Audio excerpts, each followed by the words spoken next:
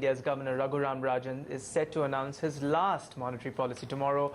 So how did India's macros and that of the banking sector fare under him? Here's a report card. As Raghuram Rajan announces his last monetary policy, his report card as governor reads like what his IIT or IIM report card must have looked. An A+ on several areas. Market is the best judge, so let us look at how the rupee fared under Rajan.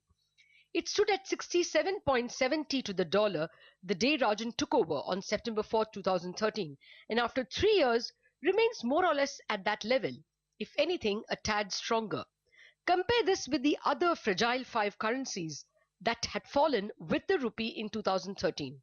The ruble has crashed 50% since 2013, the real 30%, the rupiah has fallen 12%, and the rand 27%.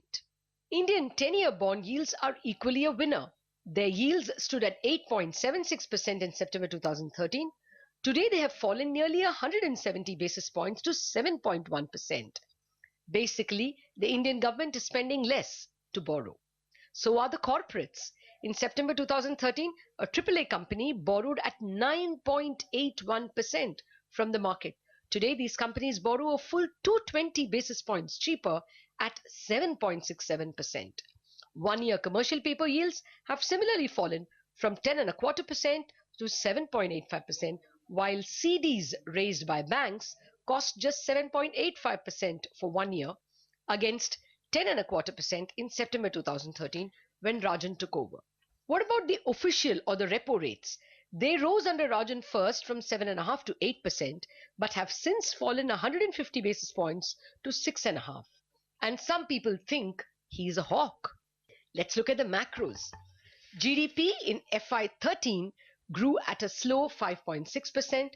By FY14, it improved to 6.6%, then to 7.2% in FY15, and finally to 7.6% in FY16.